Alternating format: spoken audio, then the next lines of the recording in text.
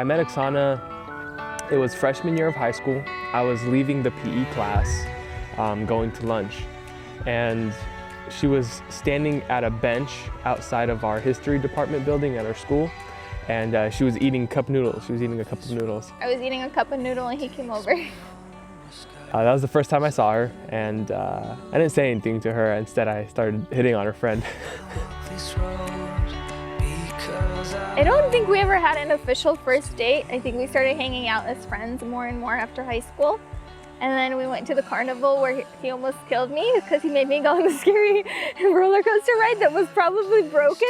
It was a traveling carnival, and they set up in like a parking lot next to a big mall. There was like two guys standing right in front of it, and they had bolts and they were trying to fix it, and we're just like, can we go on it? And they're like, yeah, it's good. I think our official like romantic date was when I got all of my friends to set up the picnic for us at the river. So they set up the picnic, and then I went to go pick up Oksana. I went and I thought that they were setting up in one location, but they set up in a totally different location. So what happened was I couldn't find the picnic, so Oksana has no idea what we're doing, and I look weird just looking around everywhere. And I called them and I pretended I'm talking to my mom, and I was like, hey mom, where's the milk? And they're like, oh, it's across, on the phone, they're telling me where to go. And I was like, oh, okay, thanks mom. And I hang up the phone.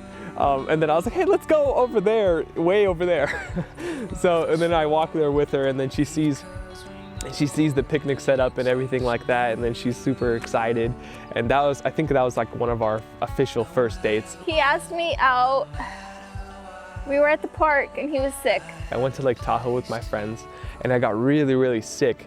And then I was driving back, and that night I was like, hey Oksana, come hang out with me. I very quietly mumbled, would you be my girlfriend? Very quietly.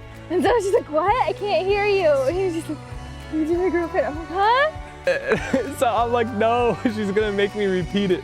Will you be my girlfriend? I'm like, yeah. And then I was like, why'd you make me repeat it? She's like, I wanted you to be sure.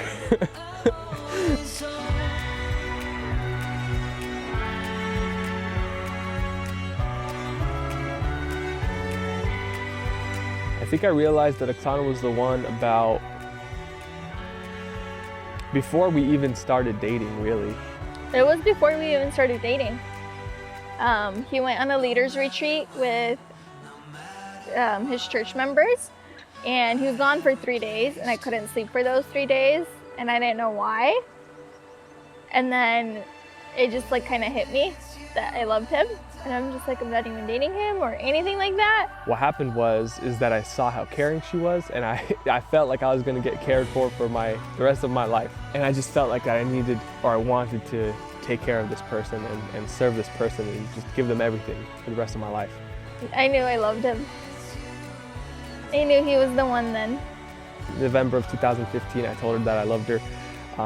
I fell in love with her a long time before that, but that's when I worked up the courage to tell her. And Oksana sent me on this like wild goose chase of trying to figure out that. So Oksana didn't say it directly, right? I don't know why, but she didn't say it directly. We used to watch a show, and the police officer there, every time he would tell his wife he loved her, he'd always say, I love you, hon, I love you, hon. And then eventually it was, I love you, hon, and then it was, love you, hon, and then it was just hon. And so I started calling him hon, and he's just like, why do you call me hon? And I'm just like, well, you have to watch the show. And then once I watched the episode, I was like, oh my gosh, she loves me. So that was super exciting. So once I found out that she loved me, the next day or the next couple of days, we were hanging out together. And so once he realized it, he's just like, I love you too. And I'm just like, okay. What I planned was for the proposal to happen on her birthday. Me and my sister have a tradition of always going to concerts for our birthdays. So we surprise each other for our favorite musicians to go on concerts. And I reached out to all of her family, and I told them, hey guys, make a short clip of you wishing Oksana a happy birthday. We were supposed to go to Lake Tahoe for a concert, and they blindfolded me in the car, and I was singing to Disney songs because they're like, you can't see the billboard of the person singing that we're gonna see. And I was just like, okay, fine, whatever.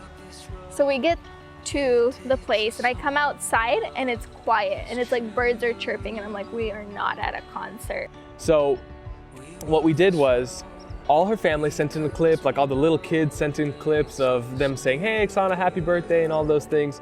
And then we meshed everything into a video of everyone wishing her a happy birthday. And at the end of the video, I would say, hey, Oksana, happy birthday. I'm sorry I wasn't able to make it to your party, but I left you a present. It's in the other room. And so my friend, she just kind of pushed me out the door and it was on the balcony. We set up these like candles and like everything like looked really nice on the balcony. That's where I would be proposing. To kind of ease my anxiety, ease my nervousness, I would just sit there and light candles. I just sit there and light candles. That's the only thing that calmed me down. So she goes into the other room and then she sees like this row of candles and petals and all this stuff and then probably understands what's going on. And the balcony was pretty big, so I like walked all the way around and he was there at the end. And then before, I asked my friends, I'm like, hey guys, should I do the speech? You know, should I give her a speech before the proposal? They're like, yeah, do the speech. And I'm like, okay, I'll do the speech. So Oksana comes up to me, she's all like crying and stuff. And then I'm like, okay, I'm gonna start my speech. And then I mumbled like 4 words. And then I'm like, okay, I'm not doing the speech. I'm just like, Oksana, will you marry me? She says yes. And I'm like, yeah, okay, cool. Everybody ran out. My friends, her friends ran out. It was like this big surprise and just the overflow of emotions. It was awesome. So we spent a whole entire weekend there with our best friends. It was memorable. It was hard to come back to reality after that.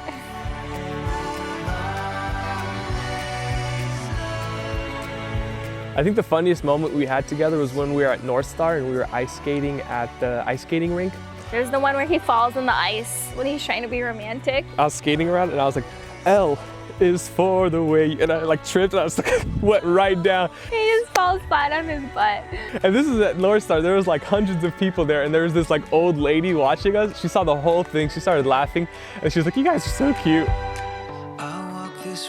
I think one of my favorite things is that he's always willing to grow.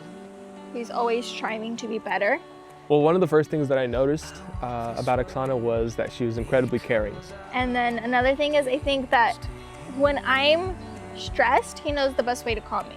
It's a really great example of what love is supposed to be like, because somebody who cares so much for someone else, kind of at their own cost. You know, it's a very sacrificial love, and I think that's one of her best qualities. Or when I'm freaking out about something or overthinking something, he'll make me laugh and he'll make me smile. Just everything is just for someone else, for me, for someone else. And it's an incredible thing, but I think that's one of my favorite qualities about her is how caring she is. Biggest difference is he wants 5 dogs. 5 dogs. I'm like, I'm okay with 1 for now. And he wants a wiener dog. A beagle I understand, but a wiener dog? Our plans and dreams for our lives together would be to travel very often. Well, I think in general, I see my future just growing old with him. So even if that's 10 years from now, just being older and wiser. Number one thing is just to see other places and to see the world and to enjoy our company together. Hopefully having a family, traveling, laughing every day, not forgetting why we first fell in love with each other. And I think just growing every single day together. I think that's what I'm most excited about for us. One of our dreams is to go to another country and do some kind of field work, particularly helping kids and teaching kids and things like that. That's something that we can do together and be on a mission together. Maybe adopt a kid or 2. We'll see. Okay. Larry, I love you so, so much. You make me laugh. You make me angry. And it makes me laugh when you tease me or I get to tease you. And I know we don't have to get butthurt about it. But I think my favorite part about you is that we can be each other no matter what the circumstances. I can always come to you, I can always talk to you. I can tell you anything and I know that I will never be judged but loved. And it's God's love that you show me by loving me that makes me love you even more each and every day. And I'm so thankful for you, and I'm thankful for the life that we're about to start together. Oksana, I love you very, very much. And I want to serve you in every possible way for the rest of your life. anything that I can do for you, I want to, and everything that you need me to do for you, just ask me, and I will. I want to take care of you. I want to make you smile and laugh, even if it means falling down while singing to you in front of hundreds of people. As long as I could see you smiling, that'll make me happy. Whatever the troubles are and little hiccups here and there, it's going to be okay. You and I are going to be very strong together. We're already strong together, and we'll be able to tackle anything in our family. I love you.